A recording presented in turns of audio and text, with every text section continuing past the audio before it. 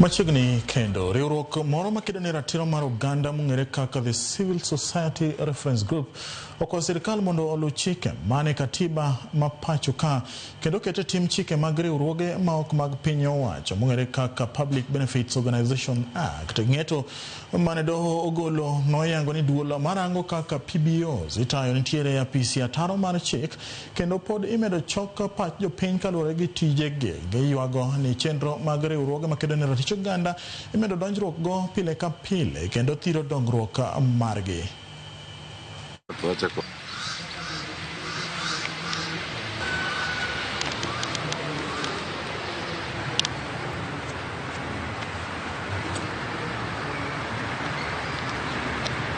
We petitioned the office of the president. We petitioned the office of the CS Interior then, now the current deputy president. We petitioned the PBO regulatory authority, the one that had transitioned, regarding the grey areas and the issues we thought were not okay in the PBO Act. The grey areas and the gaps we saw in the Act.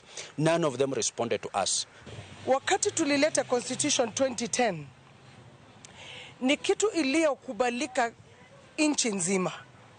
Ni kitu ilitufungulia hata watu kujiongea na kusema yaliyo ndani mwao ama yale ya wanawafinyilia.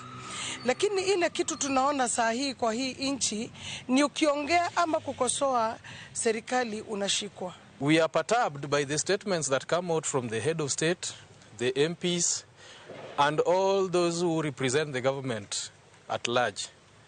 Our humble urge and desire is the president to ensure that peace and justice be our shield and defender as a country and to all the citizens.